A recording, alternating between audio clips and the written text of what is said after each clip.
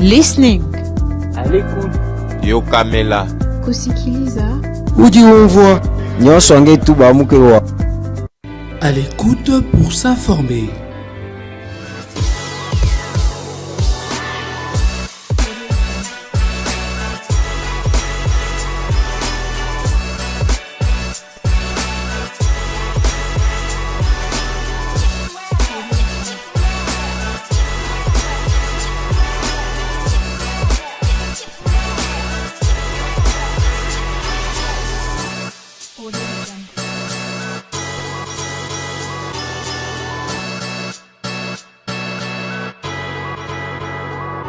À l'écoute pour s'informer.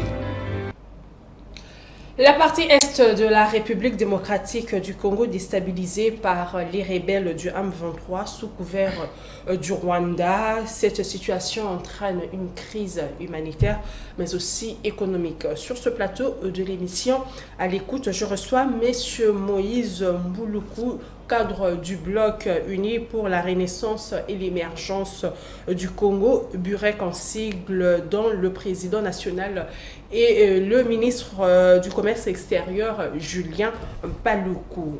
Bienvenue, Monsieur Moïse. Bienvenue, Madame Zahel. Merci, Madame Zahel. Une première?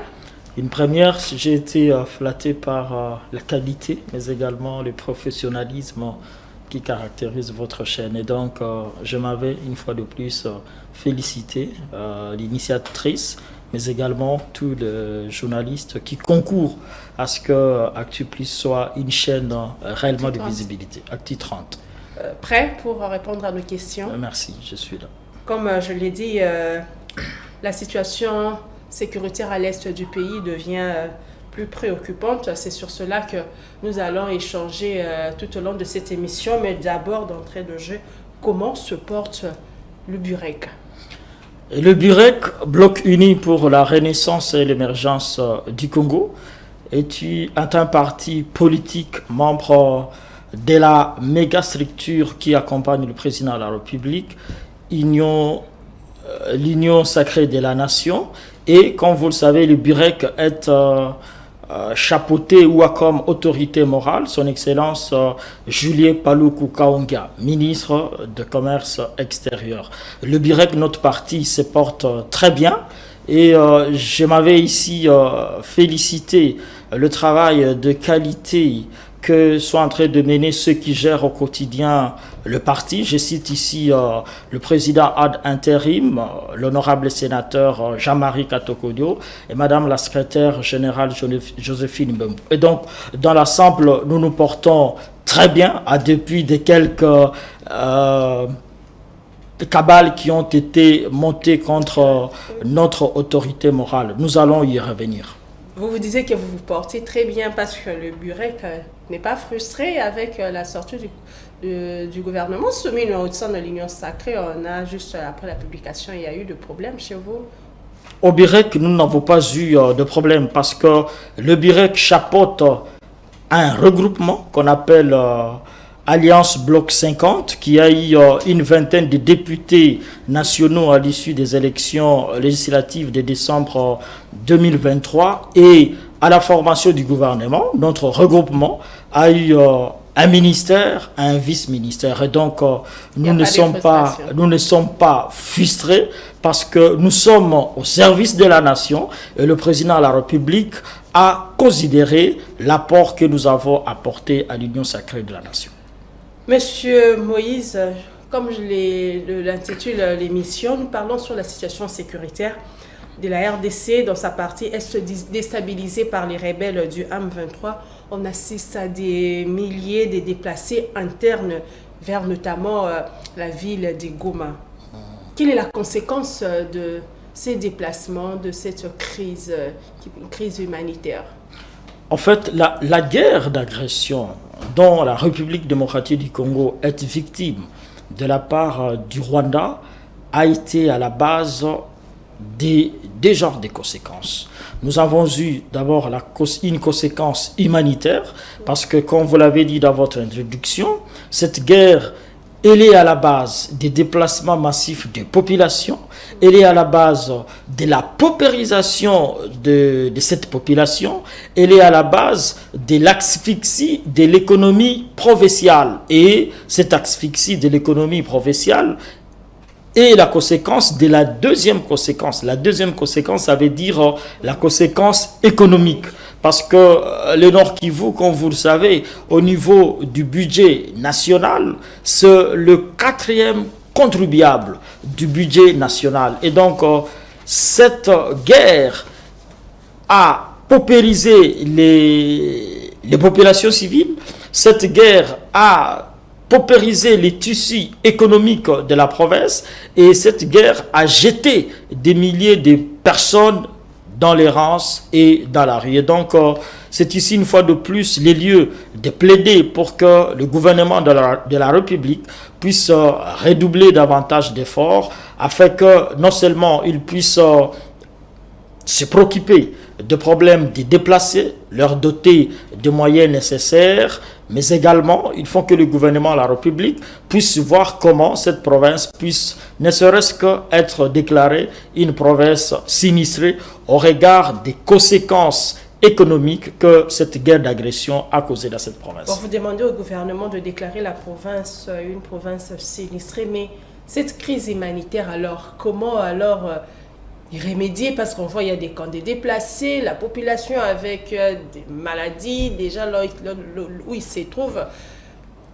Comment mettre fin, comment pallier à cette crise humanitaire, outre que quand vous dites que le gouvernement doit déclarer cette province une province sinistrée?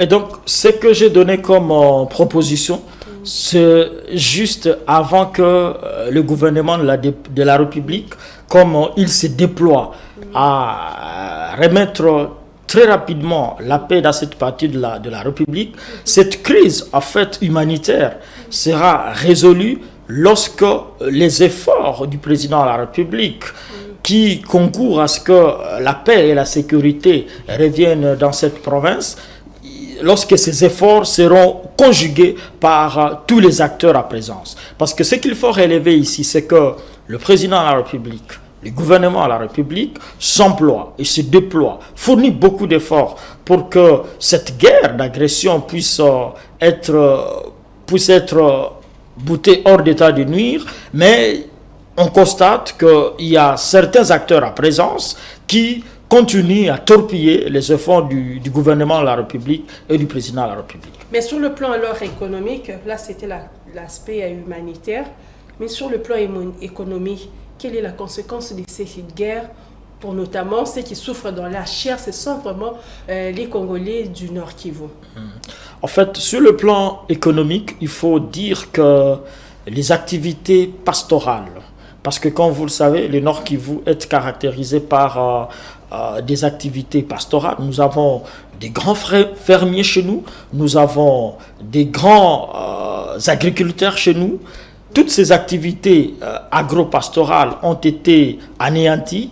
Il y a le commerce entre les villes parce que, comme vous le savez, le M23 a séparé les grandes entités urbaines de la province. Il est difficile pour les populations, par exemple, de Butembo, de voyager facilement vers la ville de Goma. Il en est de même pour les populations de parties qui sont occupées par nos forces armées de défense et de sécurité à Rutshuru et à Massissi, de se déplacer vers les grands centres urbains. Et donc, ce problème de mobilité est à la influence les circuits économiques de la province.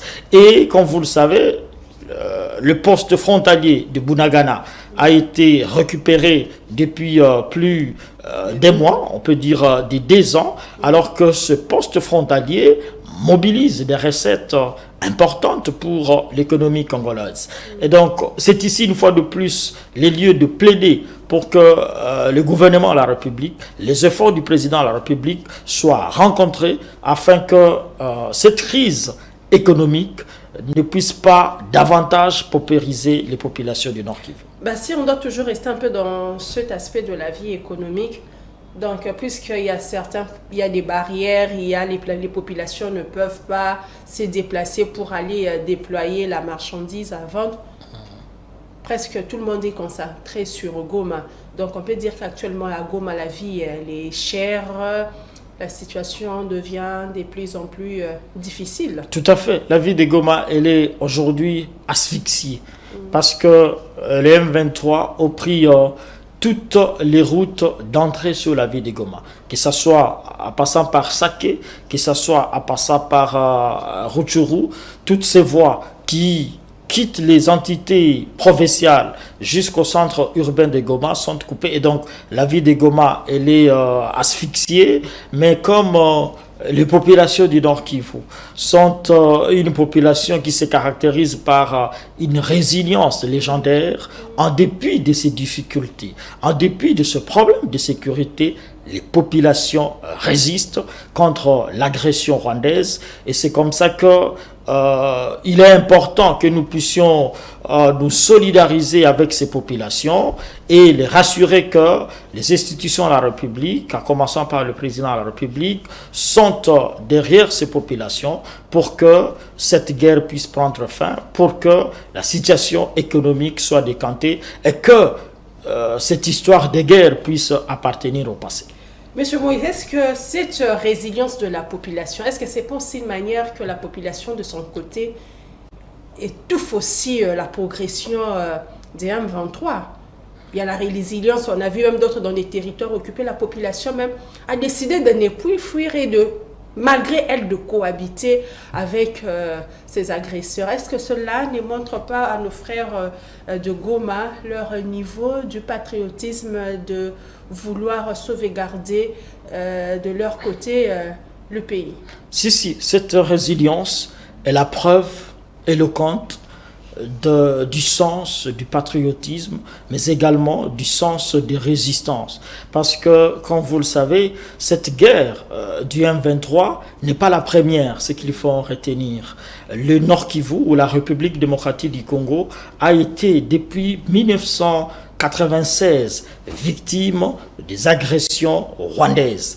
Mais ces agressions rwandaises n'ont pas débouché au résultat que l'élite politique rwandaise a toujours mis dans sa tête. Cette philosophie, c'est de prendre en possession les territoires congolais et de les exploiter. Parce qu'en fait, l'enjeu principal de l'agression rwandaise, c'est un enjeu économique. Le Rwanda vient dans notre pays pour exploiter les ressources minérales de notre pays. Il s'agit du coltan, il s'agit d'autres ressources minérales qui interviennent dans la fabrication des téléphones, qui interviennent dans la fabrication de fusées et des avions.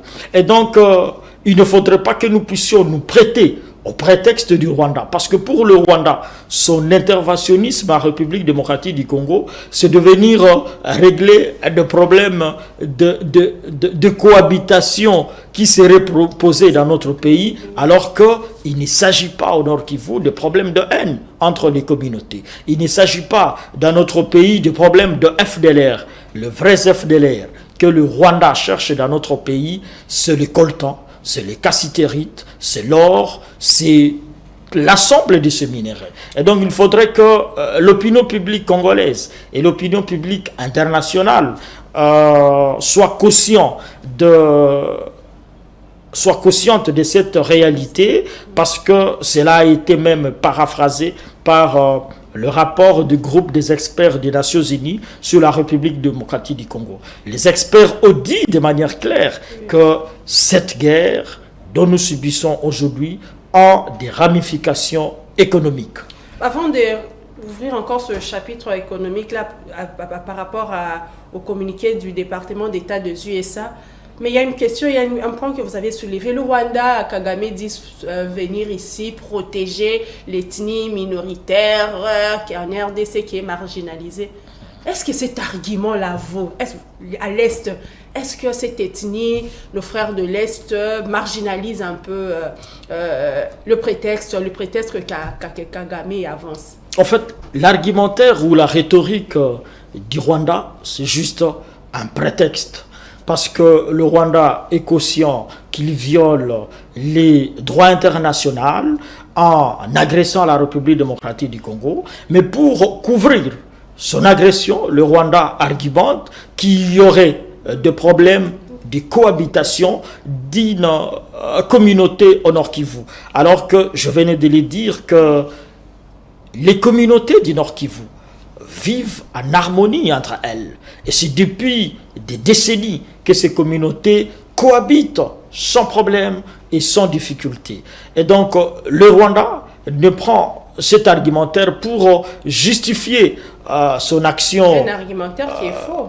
Un argumentaire qui est fallacieux, qui est faux et qui est même éhonté, parce que c'est vraiment répugnant que le Rwandais puisse développer, construire son économie sur les sangs des Congolais. Et ça, pour les nations qui sont civilisées, que ce soit les États-Unis, que ce soit l'Union européenne, que ce soit toutes les nations qui constituent la communauté internationale, il faudrait qu'il y ait des sanctions politiques, économiques sur le Rwanda, mais également sur tout le leadership de Kigali. Le département d'État des USA a publié un communiqué pour exprimer ses préoccupations autour de la chaîne d'approvisionnement en minerais en provenance de la République démocratique du Congo et du Rwanda qui contribuent au conflit dans la région de Grand Lac. Que devrait être la réaction de la République démocratique du Congo, mais j'informe ici que le gouvernement, suite à ces communiqués, le gouvernement congolais dit prendre acte de la déclaration américaine contre la fraude minérale dans un communiqué de presse publié hier jeudi, c'était jeudi soir. Par rapport à cela, le gouvernement, quand il dit qu'il prend acte, ça signifie quoi? Le gouvernement de la République a suivi avec, comme tout le monde, la déclaration des États-Unis au sujet du rapport du groupe d'experts. Et le gouvernement, dans le communiqué du gouvernement de la République, le gouvernement de la République, tout en prenant acte de la déclaration des États-Unis, le gouvernement de la République a insisté qu'il faudrait que toutes les nations du monde qui sont censées être civilisées puissent de manière claire sanctionner le Rwanda.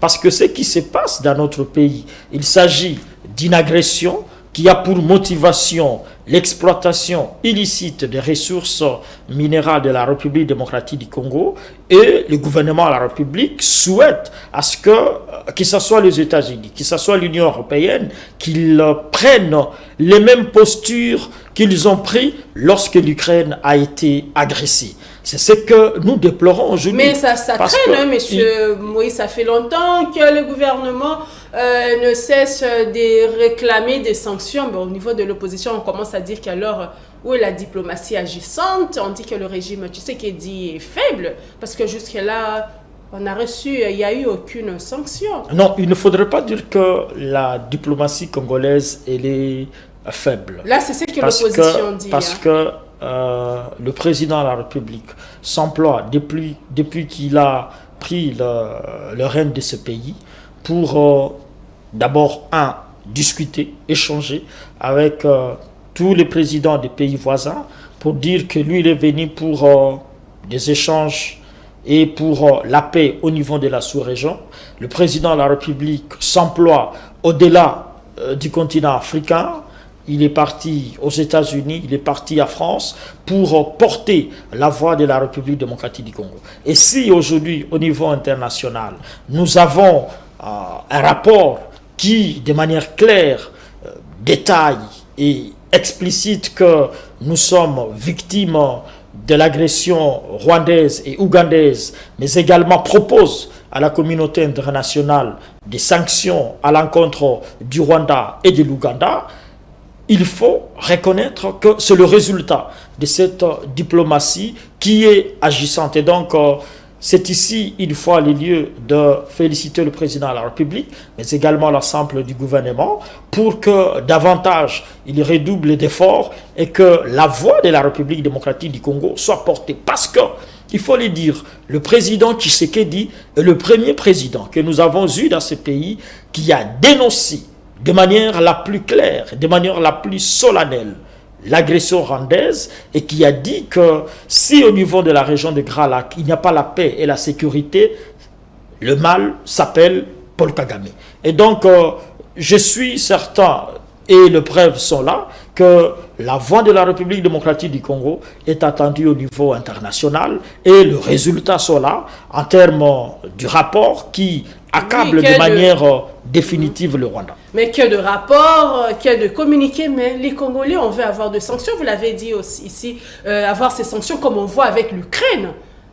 L'Ukraine qui est en guerre face à la Russie, on voit de la communauté, il y a des sanctions, il y a des gels économiques de la Russie. Il y a vraiment des sanctions, on voit que cette communauté internationale est en train de sanctionner, mais depuis toujours, la RDC, elle se sent apparemment seule. Il y a lieu de dire de manière claire que à cause de ces sanctions, la République démocratique du Congo est victime d'une cabale au niveau international. Le Rwanda n'est qu'un supplétif d'un groupe de malfrats qui utilisent les sécurités à l'est de la République démocratique du Congo pour exploiter de manière illicite les ressources de notre pays.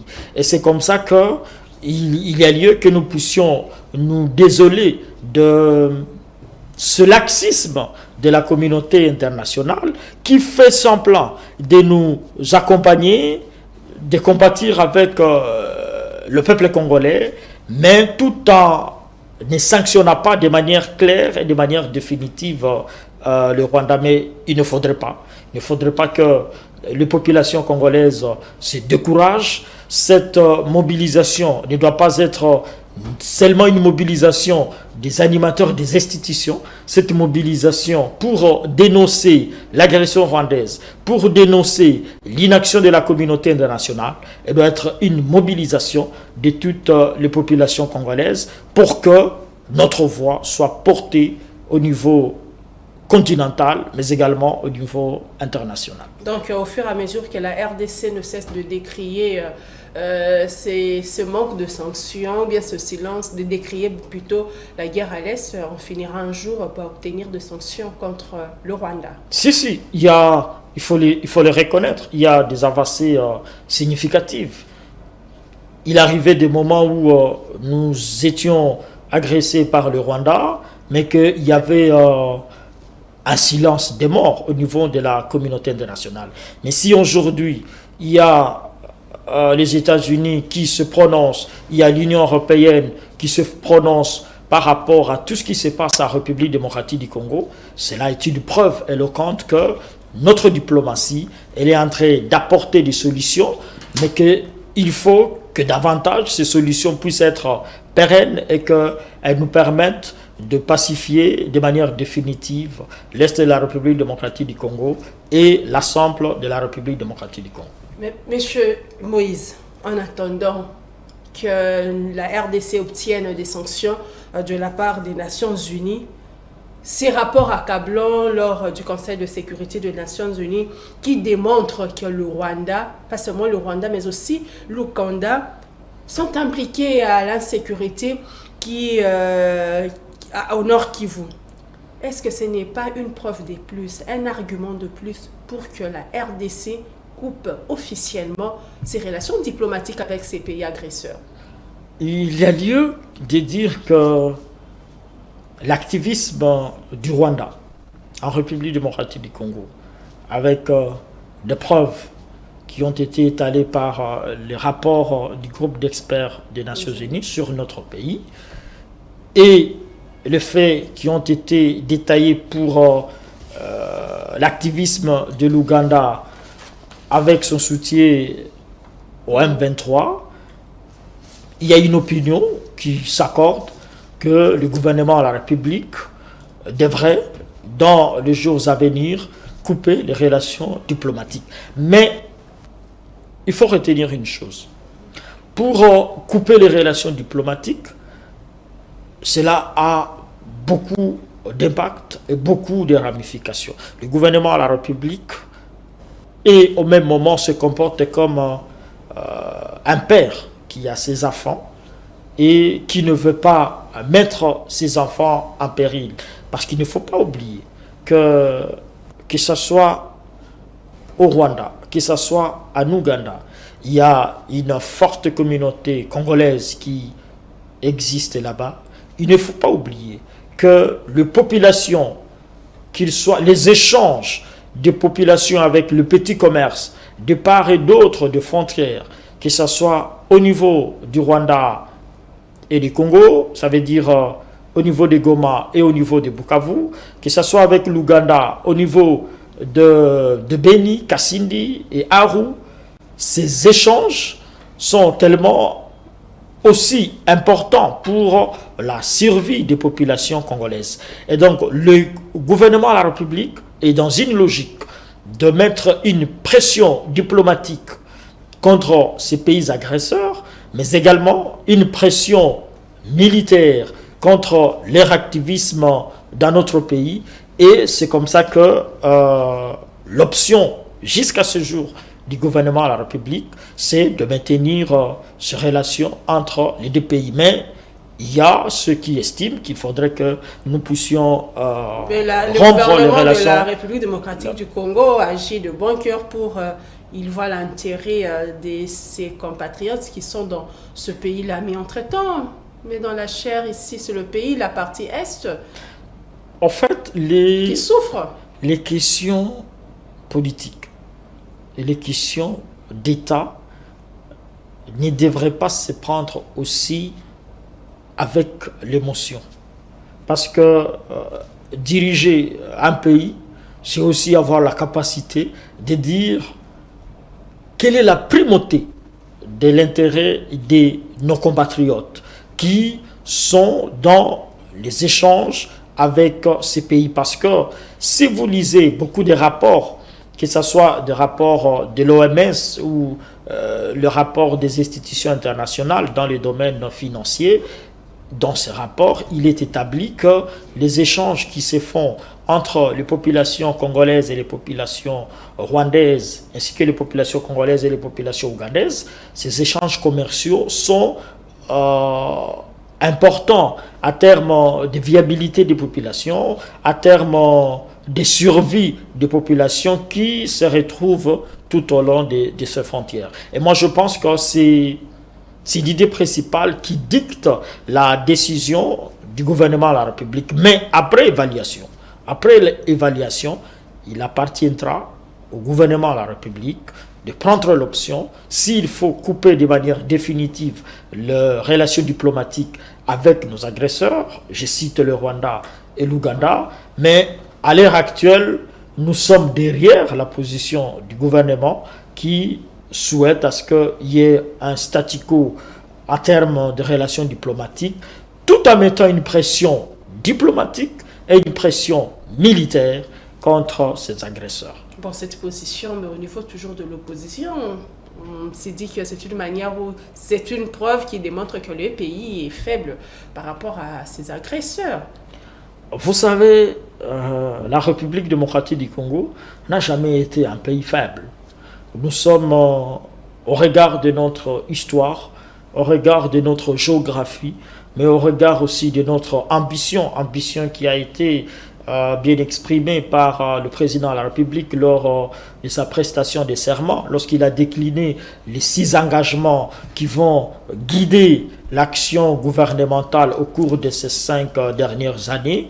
La République démocratique du Congo n'a jamais été un État faible. Et donc, je suis un peu écœuré de constater que l'opposition, au lieu de proposer au gouvernement de la République des propositions concrètes pour ne pas faire la tautologie. Ils disent qu'ils ont proposé, mais que le gouvernement n'a jamais opté sur ça.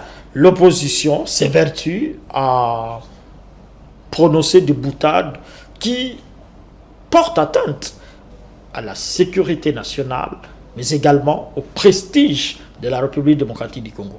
Parce que nous devons mettre en esprit que nous soyons du pouvoir, que nous soyons de l'opposition ou que nous soyons de la société civile, nous n'avons qu'une seule patrie. Et cette patrie s'appelle la République démocratique du Congo. Nous ne pouvons pas servir de béquille à ceux-là qui sont en train d'agresser la mère patrie. Il faudrait que nous puissions faire une unité d'action afin qu'ensemble, nous puissions mettre hors d'état de nuire tous ceux-là qui agressent et qui paupérisent les populations congolaises. Outre que les gouvernements congolais actuellement préservent un peu les relations diplomatiques avec ces pays, mais il y a aussi cette fameuse promesse du chef de l'État que les Congolais s'impatientent toujours de déclarer la guerre au Rwanda. Vous pensez que le chef de l'État un jour réalisera cette promesse tant attendue par la population congolaise? Si, il appartient au président de la République, avec son intime conviction et dans sa discrétion institutionnelle, parce que le président de la République ne prend que des décisions de manière discrétionnaire, il appartiendra au président de la République, après avoir eu le résultat et les données de tous les services de sécurité, que ce soit les résultats de nos forces de défense et de sécurité, que ce soit les résultats de nos services de renseignement, il appartiendra au président de la République de déclarer la guerre. Et la République démocratique du Congo est prête pour certains disent qu'on n'est pas prêt, on n'est pas prêt, voilà pourquoi cette décision tarde. Vous pensez que nous sommes prêtes? La République démocratique du Congo est prête pour à découdre avec le Rwanda. J'avais pour preuve, nous sommes dans un processus très accéléré de réformes des forces armées de la République. Il y a des unités combattantes qui sont formées. Il y a le président de la République a autorisé et accompagné la mise à place ou la mise en œuvre de la loi de programmation militaire qui a presque triplé le budget de nos forces armées de défense et de sécurité. Nous avons des matériels sophistiqués qui ont été achetés pour que nos forces armées puissent monter à puissance. Et donc, au regard de ces acquis que nous avons et au regard des données que les services de sécurité et de défense vont présenter au président de la République, le président sera dans les dispositions de déclarer la guerre contre le Rwanda. Et donc, il ne faudrait pas que le peuple congolais puisse être un peu se désoler de croire que nous n'avons pas les moyens, les capacités de faire la guerre contre le Rwanda. Il s'agit d'une question de temps et il s'agit d'une question de décision discrétionnaire, je le répète, du président de la République. Donc la République démocratique du Congo n'est pas faible, elle est prête pour déclarer la guerre, comme le dit Monsieur Moïse du Burek. Au Burek, il y a eu un communiqué que le parti a publié hier. Vous vous êtes exprimé toujours sur la situation sécuritaire à l'est du pays. Vous appelez notamment à l'éveil patriotique. Qu'est-ce que vous craignez? En fait, le parti politique Bloc Uni pour la Renaissance et l'émergence du Congo, qui a comme autorité morale son Excellence Julien Paluku Kahongya, s'est réuni hier pour passer au peigne fin la situation sécuritaire à l'est de la République démocratique du Congo. Et à l'issue de cette réunion du secrétariat politique, un communiqué de presse a été rendu public. Il est question dans ce communiqué de presse de dire de manière solennelle que notre parti suit avec révolte et déception l'avancée ou la situation sécuritaire à l'est de la République démocratique du Congo, une situation caractérisée par le déplacement massif des populations civiles, mais également l'avancée exponentielle de l'agression rwandaise vers la partie grand nord du Nord Kivu, ça veut dire le territoire de Lubero. Au cours de cette réunion, il était aussi question d'appeler les populations congolaises à une unité d'action, parce qu'il ne faudrait pas que les populations puissent se prêter de suivre les idées gauches de ceux-là qui prêchent pour l'ennemi.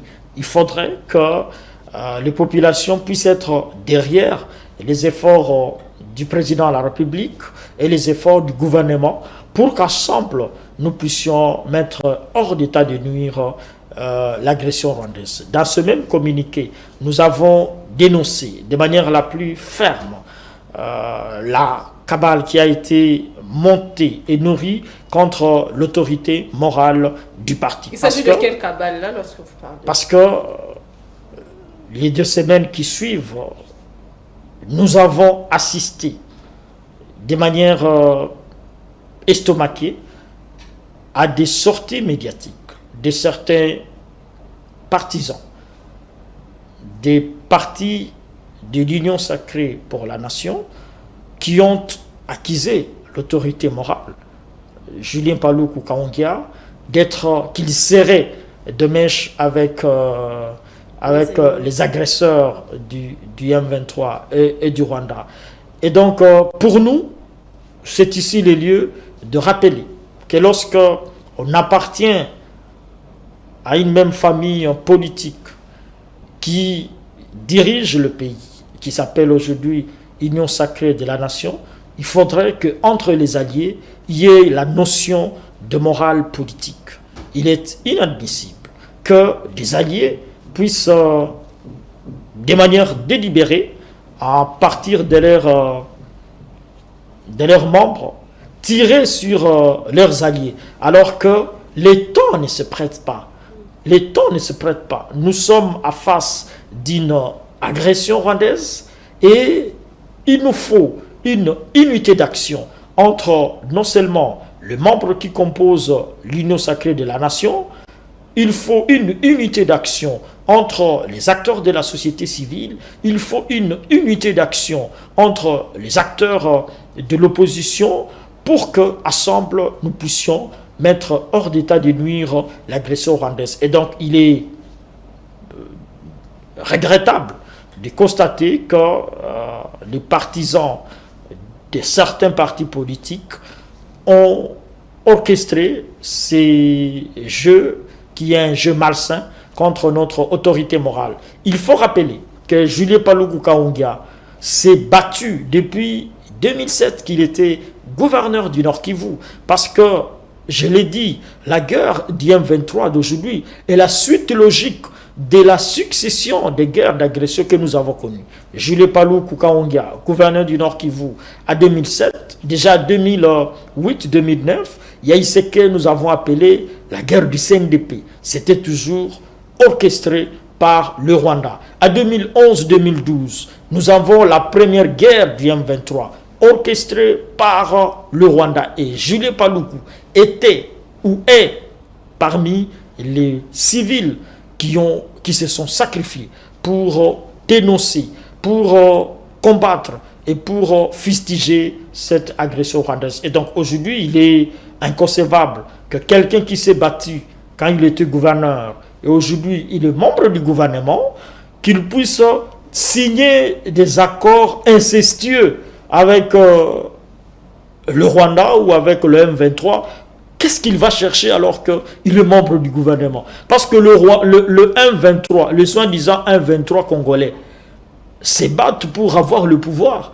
Et donc, on ne peut pas comprendre que Julien Paluku Kaongia, qui est membre du gouvernement, puisse signer des accords incestueux avec le M23 pour chercher quoi? Alors qu'il est dans le gouvernement, il contribue à la dynamique de développement et de pacification de la République démocratique du Congo.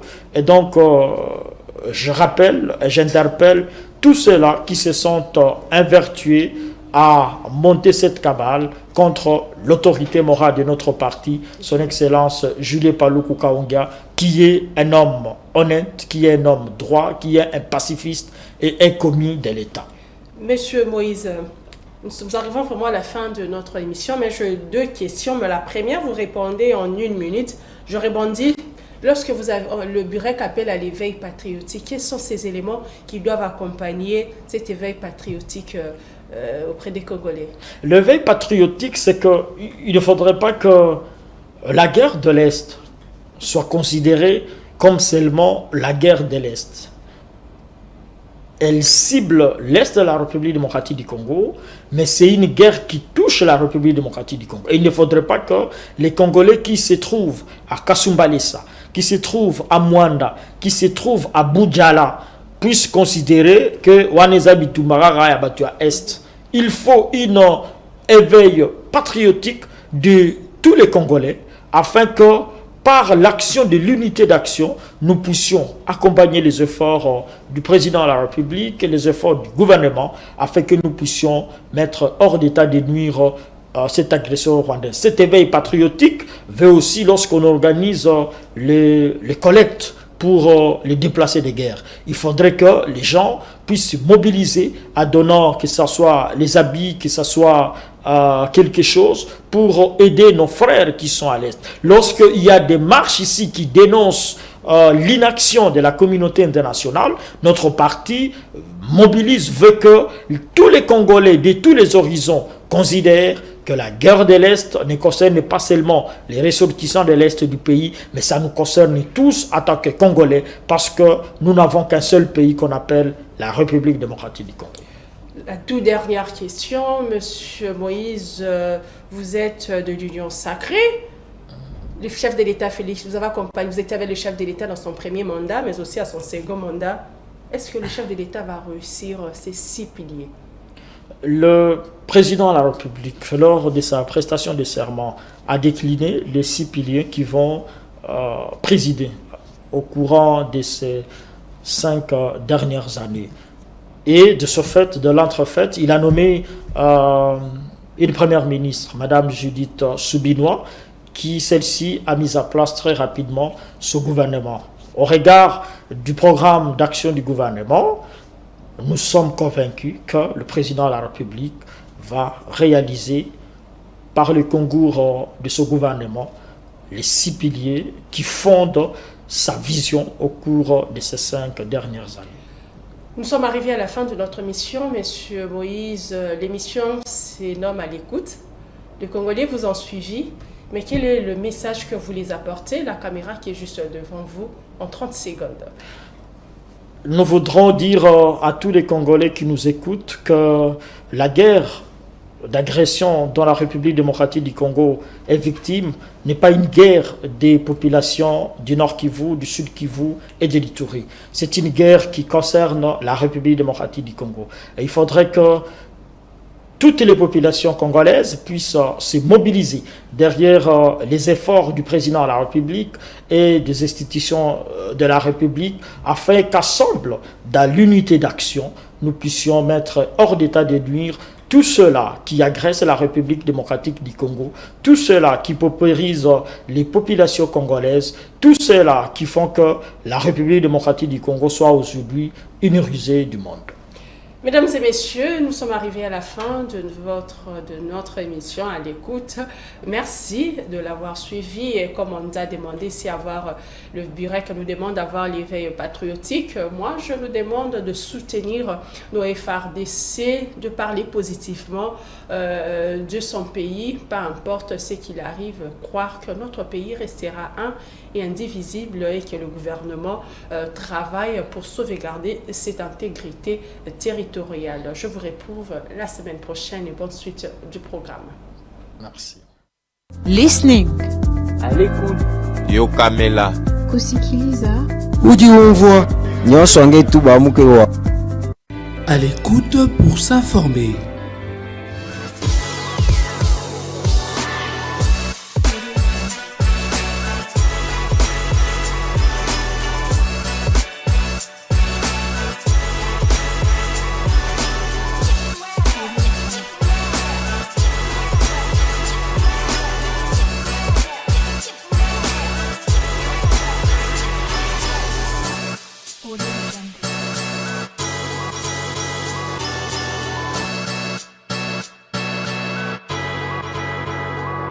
À l'écoute pour s'informer.